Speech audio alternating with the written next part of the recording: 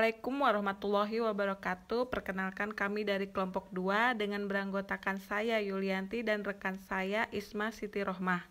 Kali ini kami akan mempresentasikan materi tentang alur informasi di Puskesmas. Video ini kami buat untuk memenuhi tugas mata kuliah Manajemen Data dan Teknologi Informasi Kesehatan. Berkembangnya teknologi sistem informasi, maka penyajian informasi yang cepat dan efisien sangat dibutuhkan oleh setiap orang. Nah, perkembangan teknologi yang semakin pesat saat ini menuntut diubahnya pencatatan manual menjadi sistem yang terkomputerisasi. Nah, sistem informasi kesehatan merupakan suatu pengelolaan informasi di seluruh tingkat pemerintah secara sistematis dalam rangka penyelenggaraan pelayanan kesehatan kepada masyarakat.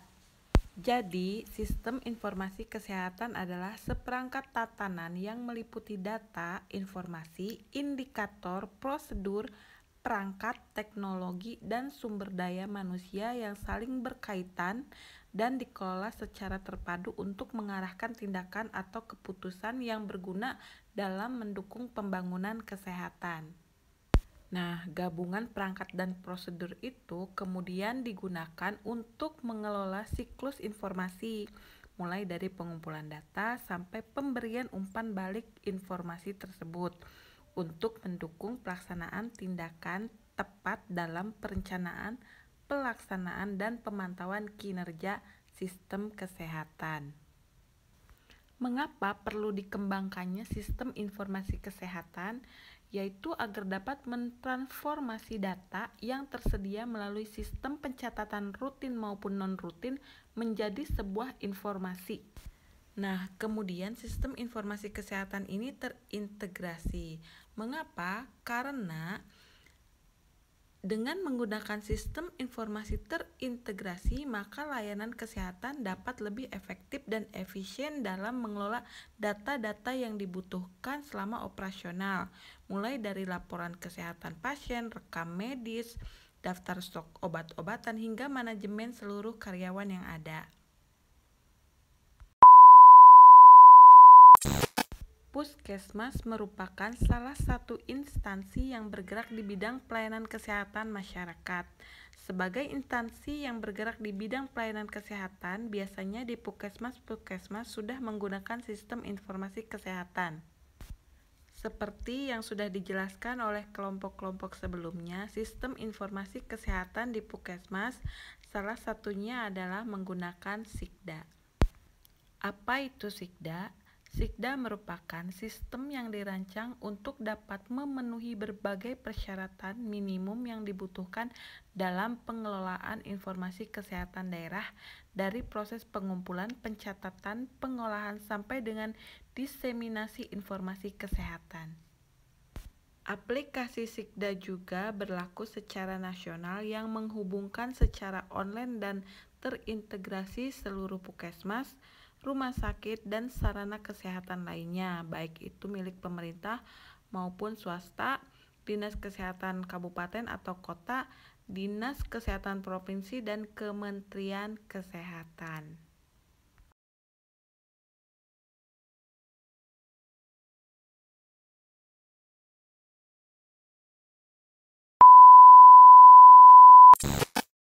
Tujuan sistem informasi kesehatan di Puskesmas diantaranya yaitu 1.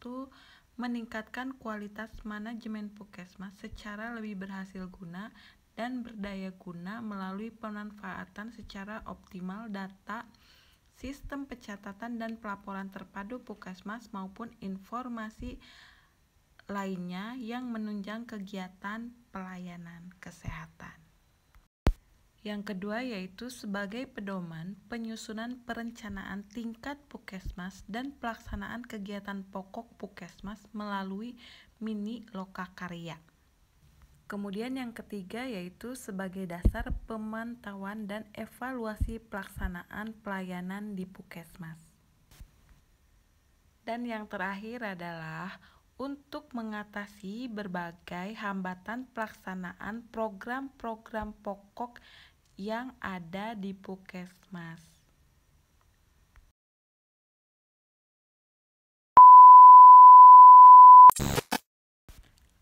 alur proses pengambilan data untuk sistem informasi kesehatan di Puskesmas terdiri dari 7 subsistem atau yang biasa disebut dengan prototype. Prototype adalah suatu tindakan atau proses untuk pengumpulan data, pelaporan data, dan akurasi data melalui beberapa subsistem yang ada dalam suatu tempat tersebut sehingga data tersebut dapat digunakan dengan baik. Subsistem yang pertama yaitu subsistem kependudukan yang fungsinya untuk mengelola data kependudukan yang terdiri dari misalnya kartu keluarga, pencatatan lahir, pencatatan nikah, pencatatan wafat, dan pencatatan pindah. Kemudian subsistem yang kedua yaitu subsistem ketenagaan yang fungsinya untuk mengolah data ketenagaan. Data yang diolah adalah data pribadi, anak, riwayat kepangkatan, riwayat jabatan, riwayat pendidikan, dan riwayat penghargaan serta data penugasan pegawai. Yang ketiga ada subsistem sarana dan prasarana yang fungsinya mengelola data sarana dan prasarana seperti peralatan medis, kendaraan, gedung, tanah, dan peralatan lainnya. Nah, biasanya sistem sarana dan prasarana ini berhubungan dengan aset yang dimiliki oleh instansi yang bersangkutan. Yang keempat ada subsistem keuangan yang fungsinya untuk mengelola data keuangan secara garis besar saja, yaitu yang mencakup pembiayaan menurut kegiatan dan sumber biayanya. Yang kelima ada subsistem pelayanan kesehatan yang fungsinya mengelola data kesehatan, terdiri dari pelayanan dalam gedung, yaitu sistem rawat jalan yang meliputi pelayanan dasar seperti BP umum, gigi, KIA, imunisasi, dan pelayanan puskesmas keliling. Subsistem yang keenam ada subsistem pelaporan khusus yang fungsinya untuk menyediakan laporan-laporan, misalnya pelaporan program seperti program TB, malaria, KIA, HIV atau AIDS, dan program-program lainnya. Subsistem yang terakhir yaitu subsistem penunjang, seperti membuat backup atau proses membuat data cadangan, restore data atau mengembalikan data ke dalam keadaan semula, dan recovery data atau pemulihan data yang udah rusak.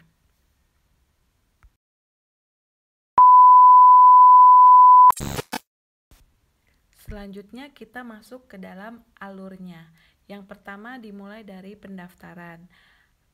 Di pendaftaran kita melakukan registrasi pasien yang menangani data kunjungan pasien, baik kunjungan pemeriksaan umum, gigi, gizi, KIA, KB, ataupun laboratorium.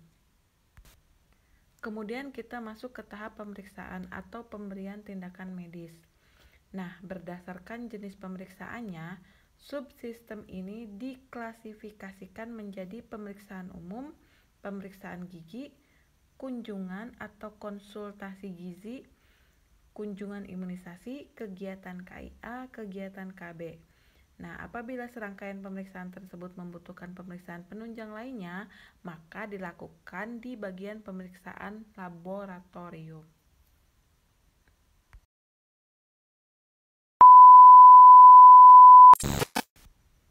Setelah proses pemeriksaan selesai dilakukan, maka pasien diminta untuk ke bagian kasir atau untuk membayar biaya pemeriksaan dan mengambil obat ke bagian apotek. Pengelolaannya yaitu yang pertama ada input, sumber daya manusia, sarana, dana, dan metode yang digunakan. Kemudian masuk ke dalam prosesnya yang melingkupi manajemen data. Di dalamnya terdapat data entry, validasi data, rekapitulasi data, analisis data, interpretasi data, penyajian data, dan distribusi data. Yang terakhir ada output, yaitu informasi dimanfaatkan untuk satu, mendukung manajemen organisasi Puskesmas. Yang kedua, mendukung manajemen program dalam perencanaan, monitoring, dan evaluasi program. Yang ketiga, sebagai dasar pengambilan keputusan. Dan yang terakhir, sebagai masukan bagi dinas lain atau lintas sektoral yang membutuhkan data-data tersebut.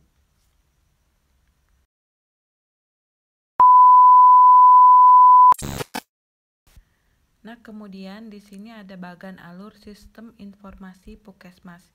Yang pertama yaitu data dari lintas sektoral dan masyarakat.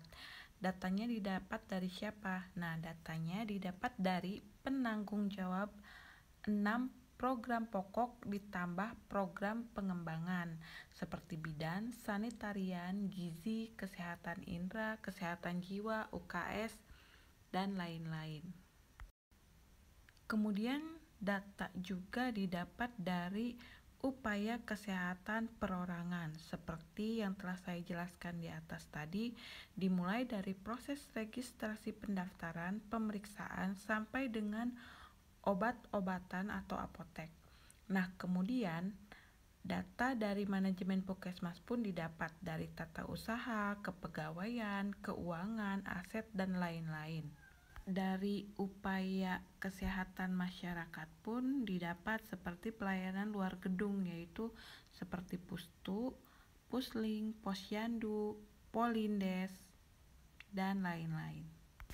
Nah, semua data tersebut terintegrasi di koordinator SP2TP atau Sistem Pencatatan dan Pelaporan Terpadu Puskesmas. Kemudian ke Dinas Kesehatan Kabupaten atau Kota, lalu ke Dinas Kesehatan Provinsi, dan terpusat di Pusdatin atau Pusat Data dan Informasi. Nah, Pusdatin ini adalah unsur pendukung pelaksana tugas dan fungsi kementerian, berada di bawah dan bertanggung jawab kepada Menteri melalui Sekretaris Jenderal. Nah, cara kompilasi data dan analisis datanya dapat dilakukan dengan dua cara. Yang pertama yaitu secara manual. Manual kan kita tahu sendiri ya, pakai kertas sama pulpen. Nah, yang kedua dengan komputerisasi. Di dalamnya ada software, hardware, kemudian ada brainware. Oke teman-teman semua, saya rasa cukup presentasi dari kelompok kami. Maka saya akhiri presentasi ini dengan ucapan Alhamdulillah. Terima kasih. Wassalamualaikum warahmatullahi wabarakatuh. Bye-bye.